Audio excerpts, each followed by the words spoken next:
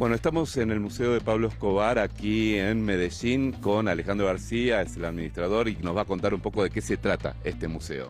Correcto. Nosotros tenemos construido una experiencia que se basa básicamente en hacer un recorrido que dura aproximadamente 45 a 50 minutos, donde vamos a tener esa experiencia de primero conocer cómo eran esos búnkers de esa época de los años 80 y 90, cómo se construían y cómo a través de esos espacios era que se acumulaba el dinero y se construían también esas rutas de escape, ¿de acuerdo? Bien. Ustedes van a ingresar tal cual como lo hacía Pablo Escobar en esa época de los años 80, 90, donde recreaba unas puertas caletas que nadie se imaginaba que ahí podría estar el ingreso, ¿de acuerdo? Así que ustedes lo van a hacer tal cual como lo hacía Pablo Escobar en esa época de los 80 y se activaba a través de un comando de voz que era como llamaban a Pablo en esa época, que era el patrón, ¿de acuerdo? Entonces voy a dar el código secreto para que eso nos aperture y poder conocer cómo eran esos búnkers de esa época de los años 80. El patrón. Señores, bienvenidos. Síganme por favor por acá para que hagamos un pequeño recorrido. Perfecto. Aquí en este escenario donde estamos, en esta área es donde ustedes pueden dimensionar cómo era que Pablo Escobar en esa época, en los años 80-90, construía estas caletas o búnkers secretos donde almacenaba el dinero y las joyas. Como pueden ver también en esta escultura, en este cuadro que tenemos acá, así era como Pablo Escobar terminaba de almacenar su dinero. El dinero lo tenía en dólares y luego fue cambiado a lingotes para mayor conservación. Así eran como se construían también esos túneles de escape en esa época de los años 80-90, que se comunicaban con otras casas a 250 metros y tenerlos como una ruta de evacuación. ¿Esto dónde estaban? ¿En qué lugares, locaciones? En el poblado se llegan a registrar cerca de 80 a 90 casas caletas como las que ustedes están hoy acá. Esto no es una casa que haya pertenecido a Pablo Escobar, simplemente es una casa que recrea esas casas caletas que él utilizaba para resguardarse él y también para guardar su dinero. ¿Listo? Puertas blindadas en esa época con el máximo calibre. Por favor, por acá. Mucho cuidado con eso.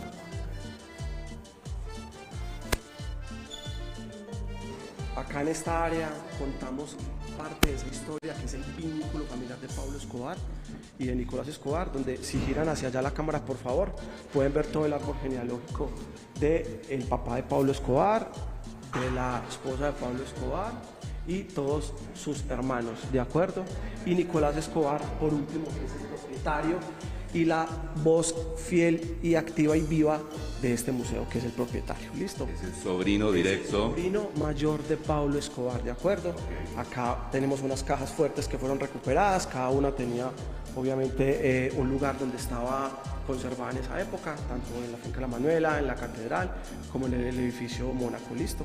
¿Y esto de los billetes? Esto que tú ves acá es como se recrea en esa época de Pablo Escobar, que utilizaba esos muros caleta para él guardar el dinero. Así tal cual en este momento lo que hacen los turistas es que ellos dejan un mensaje especial acá y se va llenando este vidrio o este muro donde va recreando cómo era un muro real caleta. Donde como una ofrenda que dejan los turistas. Y deja una ofrenda con un mensaje de su visita acá, digamos, a nuestro país, ¿de acuerdo? Seguimos con la recorrida entonces. Acá vemos las cajas fuertes, ¿no? Que decías estuvieron en distintos lugares. El santo preferido de la madre de Pablo. La madre de Pablo Escobar, así es, correcto. Aquí esto es una de las áreas y de las zonas, digamos que más representativas del museo y que mayor interacción tiene con los turistas por sus objetos de valor, ¿de acuerdo? Pueden encontrar aquí y presenciar una gama importante de vehículos que pertenecieron a Pablo Escobar y en algunos de los vehículos que Pablo Escobar también llegó a movilizarse en esa época. Vehículos que son clásicos, vehículos que tienen una historia y que acá obviamente en el recorrido normal pues vamos hablando de cada uno de ellos. ¿Listo? Acá también tenemos los vehículos en los que Pablo Escobar, digamos también que era un gran aficionado a los vehículos, a los carros de carreras, pues también tiene, digamos, una historia como muy integrada a lo que fue la Copa Marlboro, donde él participó, ¿de acuerdo? La moto Calima, objetos que fueron muy representativos de esa época de Pablo Escobar. Son autos originales de él. Exacto, autos originales y que han sido recuperados por el sobrino mayor para tenerlos como unos objetos apreciados acá dentro del museo. Y este Mercedes... Transportaba a Pablo Escobar en un atentado que le hicieron a él. ¿Qué fue el cartel de Cali esto? Y en uno de estos vehículos primero iban todos los empleados de Pablo, algunos colaboradores que le había mandado adelante, y en este otro vehículo iba Pablo Escobar movilizado. Y él no tuvo heridas. Él no tuvo, el carro que mayor impacto tiene es este que ustedes ven aquí. Ok, perfecto. Y esta es la avioneta. Avioneta, exacto. El primer vuelo. Estaba en la portada de la Hacienda Nápoles. Con esta avioneta él se trasladaba. Los recursos de Panamá hacia Colombia. Okay. Y por eso es que la pone luego en su portada para darle ese reconocimiento de lo que pudo él haber movilizado en su avioneta, ¿de acuerdo? No traficó con droga ahí, no la movilizó para ese fin, simplemente para mover recursos económicos. El recurso, dinero. Dinero en dólares, exacto, que lo Y trae. cuando ellos se tienen que radicar en Panamá, después vinieron con esta avioneta de Panamá a Colombia, miembros del cartel de Medellín. Sí, más que los miembros lo que hacía era que tenían un piloto asignado para que movilizara esos dineros que venían de Panamá hacia Colombia y así poder transportar ese dinero. Aquí tenemos algo que es demasiado importante, donde hacemos siempre mucho énfasis y es en todo lo que tú estás viendo acá. Que esto es un mensaje que para nosotros es determinante en toda esta historia que contamos en los cabezas del museo. Y es, conozcamos lo malo para no repetirlo y lo bueno para multiplicarlo. Y está la firma de Nicolás Escobar, que ese es finalmente el gran mensaje que nosotros queremos llevar. Acá tenemos, digamos que un trabajo que a nuestra manera de ver es demasiado impactante y que nos ayuda a tejer todo este tejido social también. Y es que tenemos personas que vienen, jóvenes de colegios, donde Nicolás lo que ha hecho es un programa de sensibilización con ellos, donde les mostramos realmente qué es esta historia, para que tengan un mensaje, porque muchos de estos pelados jóvenes o personas creen que, digamos, esta actividad es una actividad que finalmente puede mostrar que hay poder, que hay riqueza, pero esto finalmente tiene también un propósito, y es que las cosas que tú puedes ver en vehículos, en dinero, en oro, en fama, no terminan de la mejor manera. Entonces ese es el mensaje que al final queremos llevar también. Alejandro, ¿qué pasa con por ahí gente que fue víctima de toda esta violencia de cartel de Medellín cuando ve todo esto? Sí, mira, esto es un museo que es privado, de hecho, donde nosotros acá contamos una historia que parte más del sobrino mayor y su vivencia con su tío, donde es una voz viva que quiere contar esa historia. Nosotros acá no generamos primero, digamos, apología al delito, y dos, contamos una historia que es totalmente neutral. Hay personas que, digamos, que saben que es un lugar privado y quieren venir a conocer parte de esa historia, pero en ningún momento queremos generar con esto una perspectiva de que Pablo Escobar se vea como un héroe. Esto es otra área donde tenemos algunos de esos objetos que marcan esa historia y ese hito de la época de Pablo Escobar.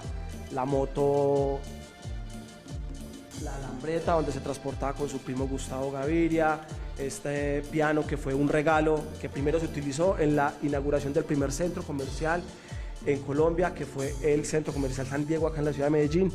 Y este órgano, este piano, se lo da Pablo Escobar a Nicolás Escobar, y él lo conserva acá con mucho aprecio y con mucho valor. Una aeronave en la cual tuvo un accidente Pablo Escobar, donde obviamente sale ileso, pero pues se tiene, digamos, esa historia ahí y se conserva parte de esta aeronave en la cual él se movilizaba en ese momento.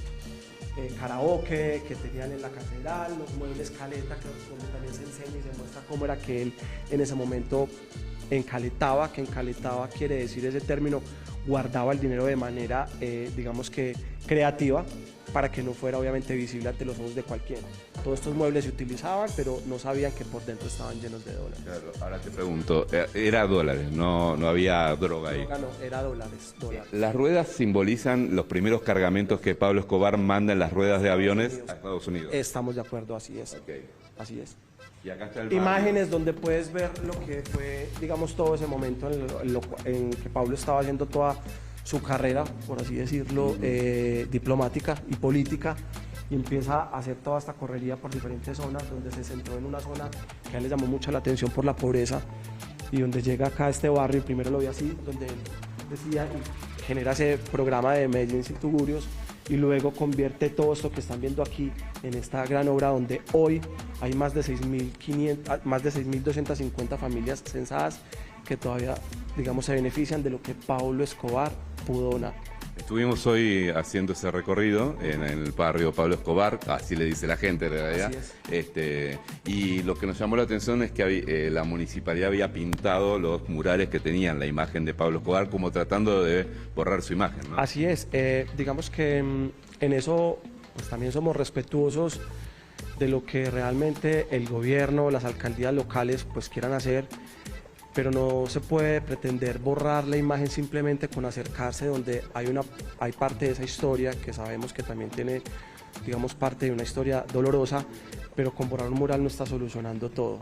Finalmente hay gente ahí que encontró en esto una oportunidad de poder salir adelante, de poder tener un techo donde vivir, y seguramente muchas de esas familias que hoy están acá en este barrio, sus hijos no están cerca metiendo vicio en esa zona, sino que realmente tienen la facilidad de también poder encontrar actividades que hoy desarrollan de manera, digamos que buena para la sociedad. Muy bien, a ver, seguimos y ahora vamos a ir terminando esta recorrida por el museo.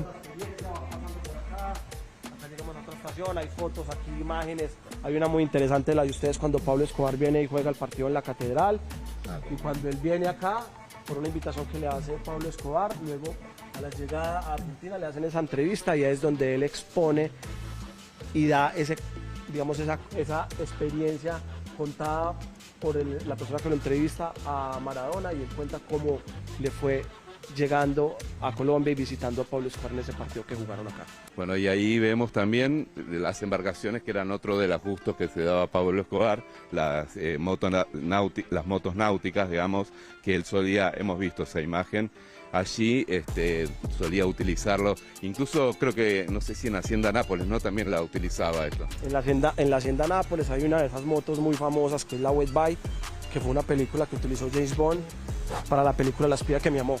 Y Pablo Escobar manda a traer de esas motos tal cual las que utilizó James Bond, y le fabrican especialmente esas motos a Pablo, y él las tenía en la Hacienda Nápoles.